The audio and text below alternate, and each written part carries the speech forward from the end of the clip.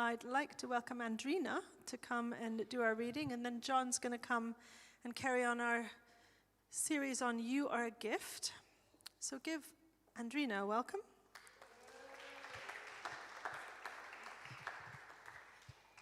Good morning, everyone. I'm going to read Unity and Maturity in the Body of Christ. As a prisoner for the law, then I urge you to live a life worthy of the calling you have received. Be completely humble and gentle. Be patient, bearing with one another in love. Make every effort to keep the unity of the Spirit through the bond of peace. There is one body and one Spirit, just as you were calling to one hope when you were called. One Lord, one faith, one baptism.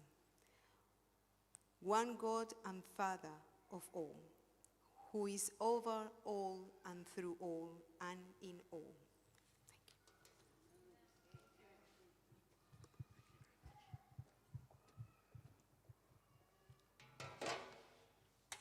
Good morning, friends. How are we getting on? Doing okay? Fabulous? This bit of the church is fabulous, apparently, so if any of you guys need a bit of that. As Anne said, my name is John. I am married to Anna, who I think is helping out with the kids today. She's next door. Hello, Anna. That shout out, I've got to say, you can go and watch a film with your kids or go and play Mario Kart. I was like, all right, sounds good. I could be tempted. Thank you for not going to play Mario Kart, by the way, and staying here together. I appreciate that. We have 4 kids. We have 4 kids together who you may have seen running around the church. As our family has grown, one of the things that we have done is we've developed family traditions. Do any of you guys have family traditions? Either around Christmas or, for us, they happen once a week, and they all seem to kind of coalesce around Friday evening to Saturday morning. So if anyone comes to our house on a Friday evening, you can expect to always get pizza and chips for dinner. Every Friday, pizza, chips, Coke. We then watch a film together. Also, Saturday morning, we do chocolate sandwiches. So you could stay the night and then you could go up and have a Nutella sandwich. It's largely based around food, as you can see. So these are some of our traditions. We also have the tradition of what's called Yes Day. Has anyone heard of Yes Day? Does anyone know what Yes Day is? It's very dangerous, yes. The clue is kind of in the name. Essentially, what it is you have to say yes to everything that your kids ask on that given day. As Emmanuel said, can be pretty dangerous. So what we have done is set some very strict parameters and then said to the kids within these parameters, we'll say yes to everything. Very small budget. Radius. There's a radius clause, so we can travel, anywhere within this length of time. Anyway, last year, we, on Yes Day, it was actually about this time last year, so the kids have been given their budget and been released to decide what they want to do, so they get to plan the day, and we have to say yes. Anyway, about mid-morning, Anna and I get shuffled off upstairs. We get sent upstairs. And unbeknownst to us, what they had decided to do with Yes Day was to put on lunch for us. And they had even gone so far as to persuading the neighbour to come round and barbecue for us. So here we are on this day where the kids get to choose what they want to do, and they decided to host us for lunch. Today we're continuing our series on spiritual gifts and us being the gift. And today I feel like I've got the long end of the stick. Is that the phrase? The long straw? The good deal? Yeah? I've got the good deal because I've been fortunate because I think as we have gone through all of these series of gifts, listed out in Ephesians, some listed out in other parts of the New Testament. What we're talking about today, in some ways, kind of encompasses all of them. And I think actually what hospitality does is it takes all of these different gifts that we have been given, and it's the outworking of those gifts. So today we're going to talk about the spiritual gift of hospitality. Last week, for any of us who were here, Kylie was talking about the gift of administration. And as someone who is not naturally an administrator, I found it very encouraging and also very challenging. One of the things that she talked about in terms of whenever thinking about administration, she was saying the way of the administrator often is through a system. And so there's often that administrators see the world in systems. I think the thing is, though, as we think about it, is that actually everything in the world is systemic in some nature, isn't it? So our planet is in a solar system. We are part of a nation. We are citizens of a country. We are all Londoners. We are employees. We're part of a family. All of these things actually are systems, aren't they? And then even down to the very fabric of how we are made up, our body is this most incredible collection of systems. We have a nervous system. We have a digestive system. We have an immune system. Here's the thing. I think the reason I say this is because as we look at passages like this, passages in Ephesians, and in fact a lot of what we do as we read the Bible, it's important for us to do the work to recognize what the system is that these were written into. So let's ask the question: what is the system that Paul is talking about whenever he's talking about these spiritual gifts? I think in his letters he lays out this system. In 1 Corinthians, he talks about how we are one body with many parts. In Romans 12, he talks about the body again, and he goes so far as to lay out various different parts of the body. He says, in Christ we, though many, form one body, and each member belongs to all the others. In Ephesians 1, he talks about how Christ is head of the church. He says, head over everything for the church, which is his body. He talks about us as Jesus' body. And then in Ephesians 4, we read it just there, he talks about one body, one spirit. So Paul's very clearly laying out the kind of system that he's talking to us as we talk about these gifts. He's telling us what the kind of system is. I think the thing is that sometimes whenever we talk about these passages and we talk about spiritual gifts, at times these passages can be used to argue for the importance or the superiority even of certain giftings or certain positions. But I don't think that is what Paul is saying here. And then Jesus, let's ask, what is the system that Jesus is talking about? What is the system that Jesus has whenever he's talking about us? In Matthew 20 and also in Mark 24, Jesus says this. He says to his disciples, "You know that the rulers of the Gentiles lord it over them, and their high officials exercise authority over them. Not so with you. Instead, whoever wants to be great among you must be your servant.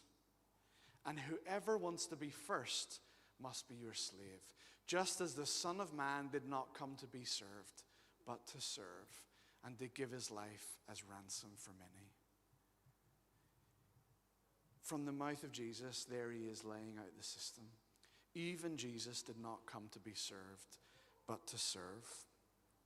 In John 13, Jesus then not only talks about this system of service, but he acts it out. And in John 13, they're eating together, and Jesus gets up and he takes off his robes and he puts a towel around his waist, and he goes and he washes his disciples' feet. He washes their feet. And he says, unless I serve you, you have no part in me. You don't understand what service is until I serve you. He says, now that I, your teacher, have washed your feet, you also should wash one another's feet. I have set you an example that you should do, and you should do the same.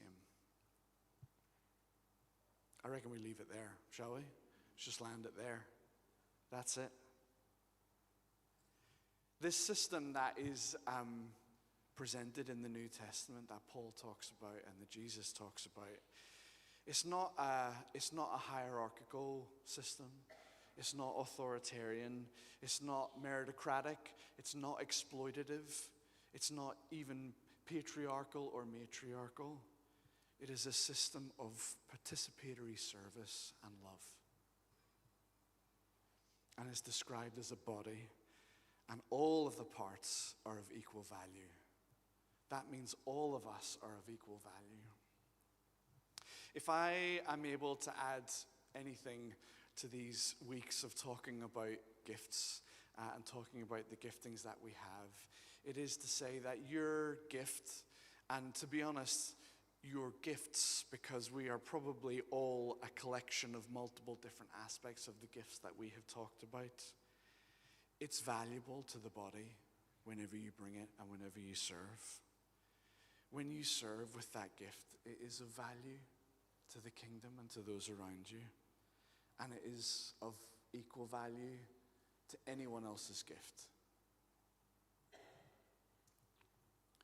To go back to the first week, Andy Parnham, whenever he was introducing this, he said one of the errors that we sometimes make is we have this idea that ministry is done by the leaders at the front and everyone else just comes and essentially sort of accepts or consumes it. But that is not what Jesus says. That's not what the Bible says. That's not what we're being invited into. He said, he had this amazing line where he described what the purpose of this is to be equipped to be fully functional and fit for purpose. The goal of these gifts, never mind me talking, the goal of these gifts and what the Bible says is for us to be equipped to be fully functional and fit for purpose so that we can serve. I want to just highlight and recognize, and actually as we were praying about this during worship, the goal of the gospel of Jesus dying and resurrecting again to make a way to the Father, the goal of him paying the price for our sin is that we could be reconciled to God and then in turn be given the ministry of reconciliation. These gifts are to help us be servants. What we were singing and praying about during worship, about asking God for his peace, asking God for his breakthrough, asking God for his provision, that is not the end in and of itself. We have those things so that we can then live them out and become people of love in the world. Jesus died so that we would be reconciled with God and then in turn be given the ministry of reconciliation.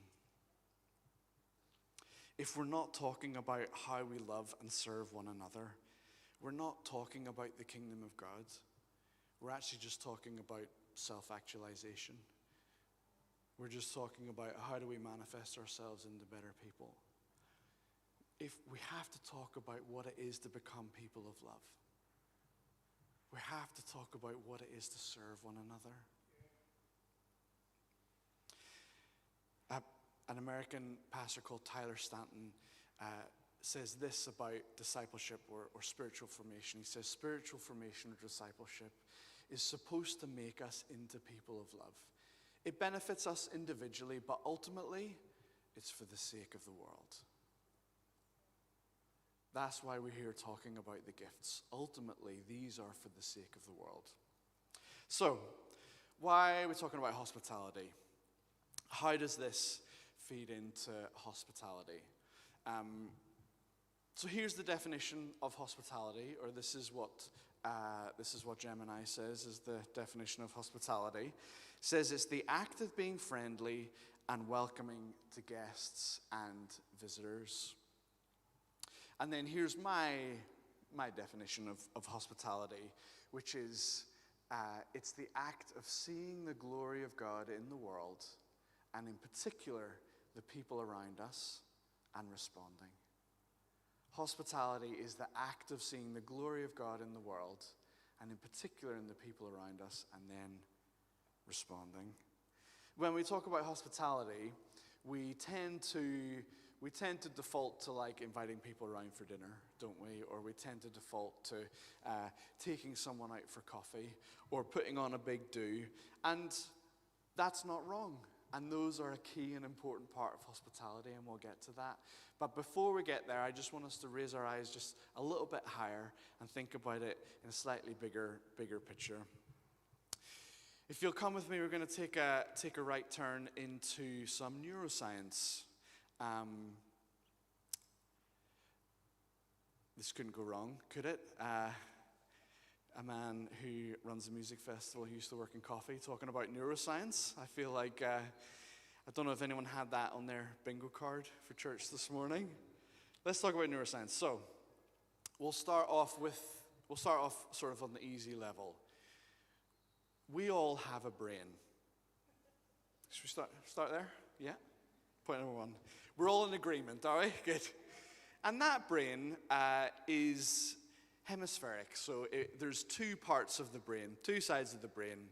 The left brain and right brain. Has anyone heard the phrase left brain and right brain? And so essentially the way we engage with the world is through our senses. We take in the information from the world around us, and that information then travels through our brain on a certain pathway. And it travels through the two hemispheres in a slightly different order. So you'll most likely be familiar with the two hemispheres of the brain tend to be or are recognized to do slightly different things. Yeah? So the right side of our brain is more deals with things like emotions and creativity, and that's why all the artists tend to be left-handed, because the right side of the brain deals with the left part of the body. And then the left side of the brain is more logic and reason, and it deals with memory and those sort of perhaps more concrete or structural things. Yes? Does that make sense? Any scientists in the room that are like, so far so good? Okay, so far so good. So information enters from the world, enters our brain, and then passes through in this certain order. Andy, you're welcome to put up my representation of the brain, if you will. Boom. Look at that. Boxy brain. So this is how our brains process the world. This is the order in which we process what happens around us. So information comes in through our senses, and we process through, first of all, relational attachments. Second, then, we process through an assessment of our surroundings. So that is questioning, is this safe? Is it safe? Is it secure? Or is there danger? Then we go through the emotional attunement to others. So that is that sense of, I don't know if you've ever had this whenever, nonverbal cues, vibes, essentially. Does that make sense? So what's the vibe? What's the vibe? And then we go through to group identity, which is, where is my place within the greater community? Where do I sit amongst this group identity?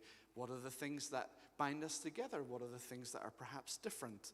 What is my place in this group? Then we have individual identity. And then it passes from the right side of the brain into the left side of the brain, and we have things like conscious thought. Look at all of what happens before we get to conscious thought, just by the way. Isn't that, I was going to say mind-blowing. Bit on the nose, that one, sorry. It's brain-blowing. Conscious thought, then we transition through speech, problem-solving, or reason, logic, and then stories. So this is the way that information passes through our brain. So, you're probably all thinking, great, John, why? Why are we talking about this? Why are you showing how information passes through our brain? The reason I say this is, as this shows, the primary driver of transformation and change in our lives and in ourselves, before any form of logic or learning, is through the emotional and relational interaction that we have with the world. We are physically, mentally, and emotionally transformed by our emotional and relational interaction with the world before we get to things like reason or logic. They have their place, and that is part of how we engage with the world. But we engage relationally before. Have you ever wondered why the story of God and humanity is so heavily weighted on relationship before it is on knowledge?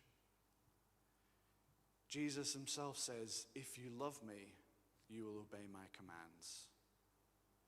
If you love me, you will obey my commands.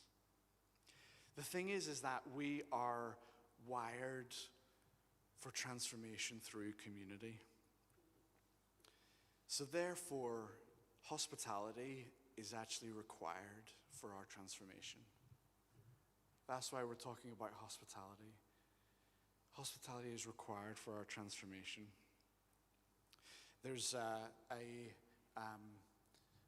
old Jewish theologian and poet called Martin Buber, and he had this amazing line where he says, all real living is meeting.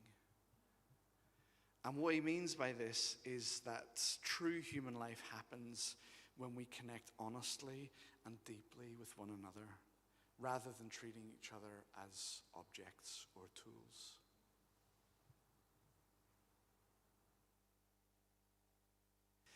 I believe that we could describe hospitality as hosting the glory of God in those before us. If we think back to my definition, the act of seeing the glory of God in the world, and in particular in the people in front of us, and then responding.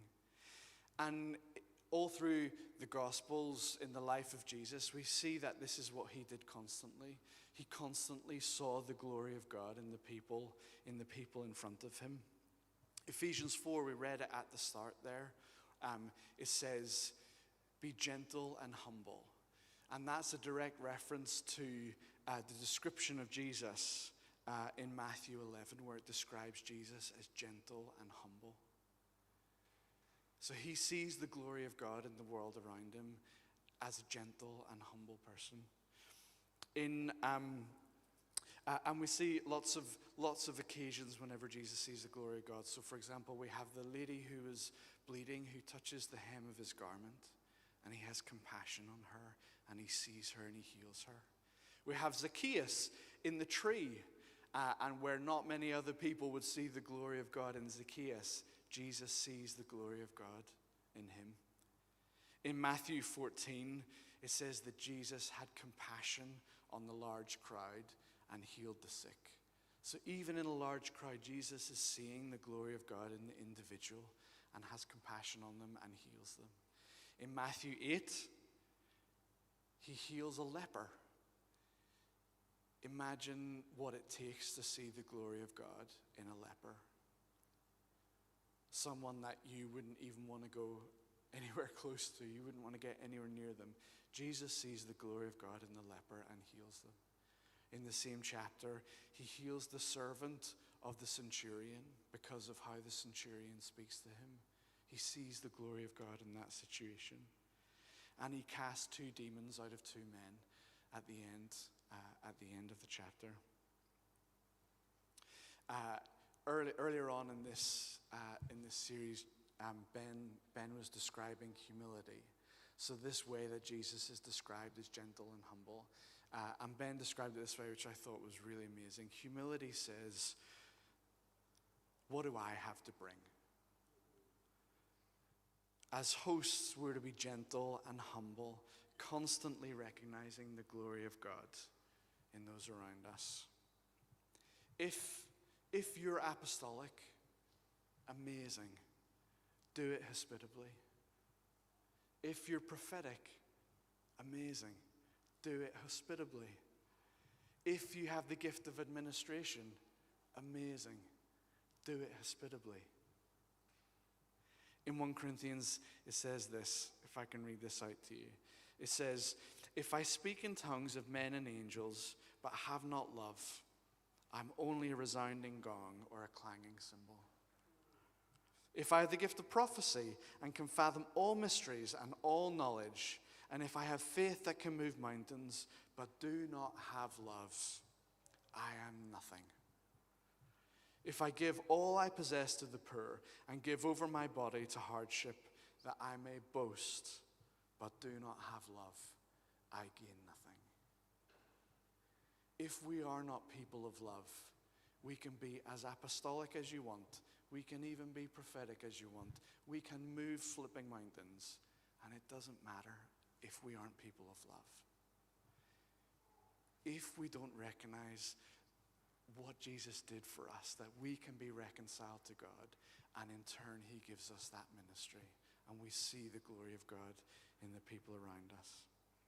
Hospitality is our act of love in response to the glory of God. So let's talk about being hosts. What does it mean to be a host, or what does it mean to be hospitable? I've got 3 principles to share with you. I've tried to keep the list as short as possible. What I like about principles is we can hopefully apply them in any situation. You can apply it in any situation. Hopefully you get the same kind of outcome. So I have 3 principles to share with you. The first one is be in person. I don't know if anyone's noticed, but life is kind of being designed so that we have to be in person less. I don't know if anyone's noticed that.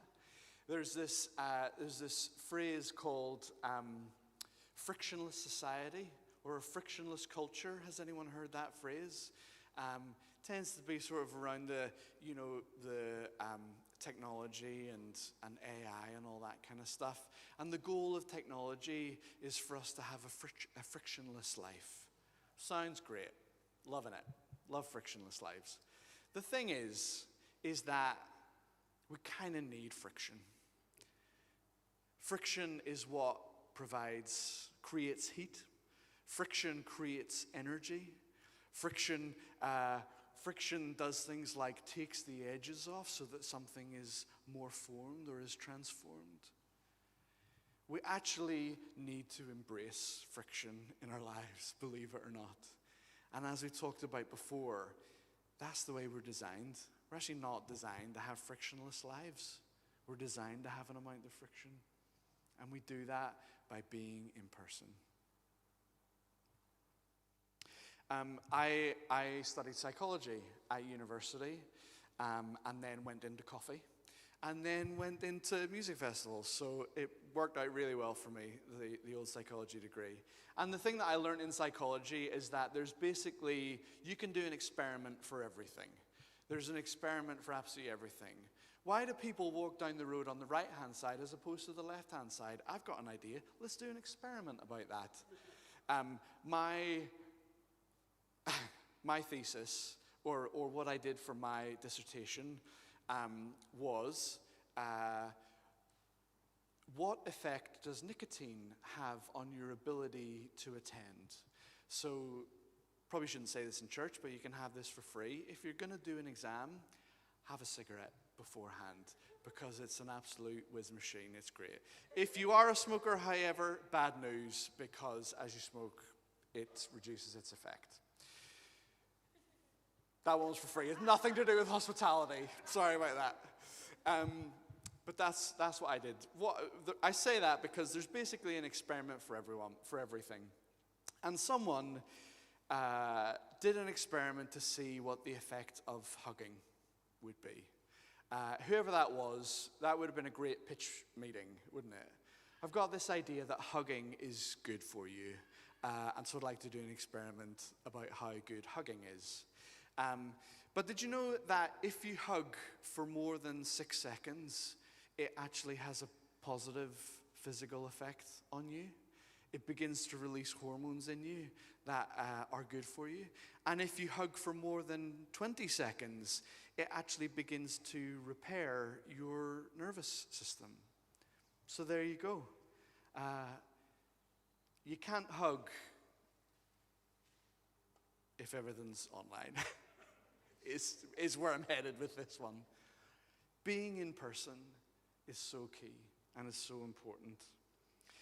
Number 2, we have to look and listen.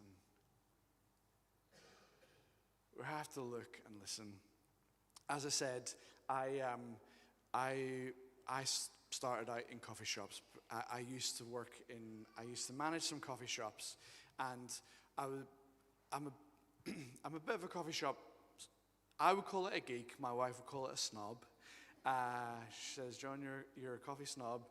Often we would go into a coffee shop, and she would feel me like bristling, and she would say to me, "John, chill out. Stop being so judgmental about how bad this coffee shop is, and just enjoy a really bad coffee." So I used to work in coffee shops, and I got quite sort of obsessed with like how coffee shops run, and recognized that every little element is important. If you've ever been into a Starbucks or into a McDonald's, you'll recognize that they have thought through every single little step of your time in there. And their goal essentially is to make it efficient, because efficiency saves money. But they've thought through every single little thing. My goal was slightly different, but we thought through every single little thing. And my kind of obsession, or my sort of specialist subject, was the welcome. And those first like 2 or 3 seconds whenever you walk into a coffee shop. I don't know if you've ever experienced this, but for me, that process of coming into a coffee shop is that's the key moment, all right? And what I so for example, tell me if you've ever experienced this. You go into a coffee shop and you walk in, and whenever you walk in, as soon as you walk in, if it's, let's say it's somewhere new, somewhere you've never been before, you'll have that sort of thing rushing through your mind. You walk through the door, and all of a sudden you're like, now what do I do?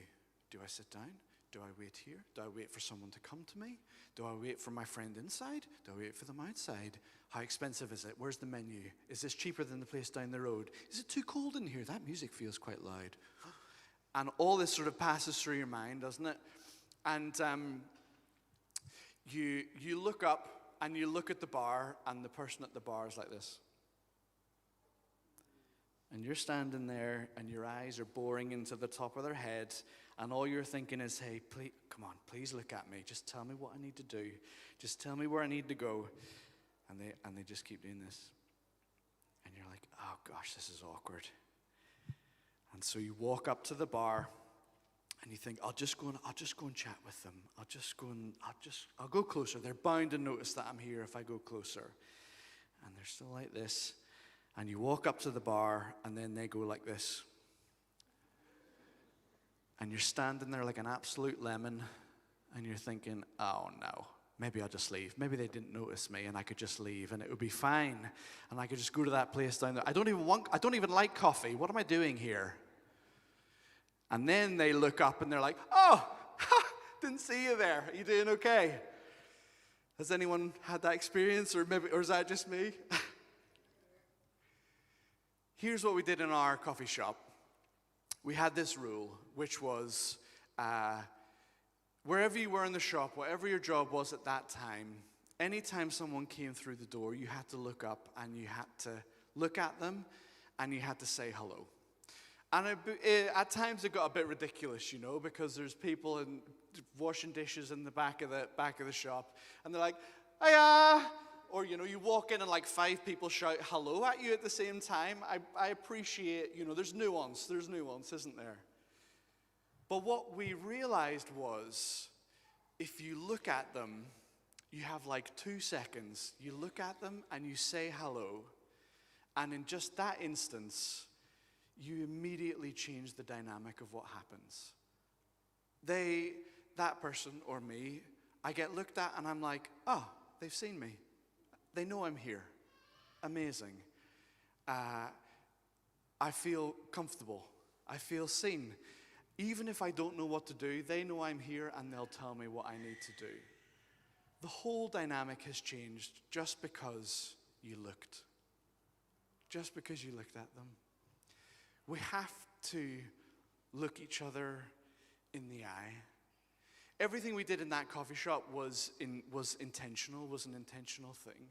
And actually, everything that we do is intentional. So, for example, when we worship, we close our eyes because we intentionally want to look at the face of Jesus. When you worship, I invite you to close your eyes so that you can look at the face of Jesus. There's, I think he's a theologian, or maybe an academic, called Dr. Alan Shore. And he describes joy like this. He says, joy is the spark in someone's eye that conveys that they are happy to be with you. Isn't that amazing? You can't have joy unless you look someone in the eye. That's what happens when we worship.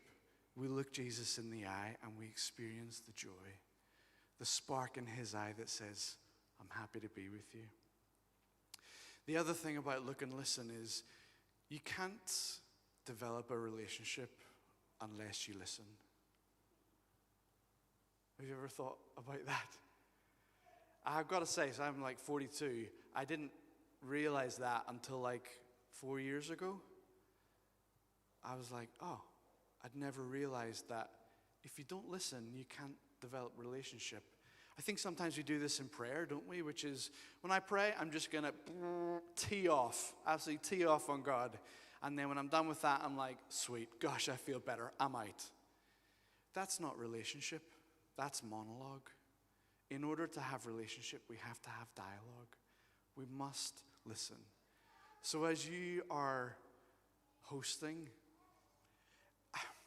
I was going to say it's not rocket science, but it's also not easy. But we look and we listen. And last thing as we come into land, being a good host is being consistent, being continual, and being humble. We sometimes think that hospitality is like a slot machine. You put something in, you get hospitality out, or even more so, transformation is a slot machine. But hospitality is an agricultural practice. You sow and then you reap. It's not something that comes instantly. My son, he's 11. Whenever he was like 9, he learned about the lottery. If you've never explained the lottery to your kids, it's a lot of fun. So he was like, hold on a second. So you pay £1 and then you win $1 million? Great, let's do it. And I was like, I hear you. It's hard to explain. It's maybe not quite that simple. It's not quite that simple. I think sometimes we think about transformation in those terms, don't we? Hold on, I pop £1 in and I get $1 million back? Boom, let's do it. Whereas actually, transformation and what maturity looks like is more of an agricultural practice, is more about being consistent, being continual, and being humble. The reality is that hosting is deeply countercultural. There's so much in our lives that is set up to maximize efficiency, or even without us realizing it, separate us from each other. This element of relationship with God, face-to-face relationship with God, and face-to-face relationship with one another is so countercultural. Personally, I am a recovering recluse. I don't know about you guys. Since the invention of text message, that was an easy way out. And I was like, great, I'll text them back. Or maybe I'll not text them back. It'll be fine. And actually, I'll just turn off WhatsApp received notifications so that they don't know if I've read their message or not. It's fine. But the reality is that hosting the glory of God in one another requires our interaction. I'm working on it. I've made my way through text messages, and I'm currently at voice notes. So I'm at voice notes, and hopefully I'll get there. The thing is that hospitality is visiting, but it's not just visiting. It is eating together, but it's not just eating together. It's understanding how we're transformed and then putting that into practice. Shall we stand together? I'm aware that I've gone a bit over time, so I think if you have kids, please feel free to go and grab them. If you have a bit of time, I think it'd be great for us to just take a moment still to respond to God, and for us to do the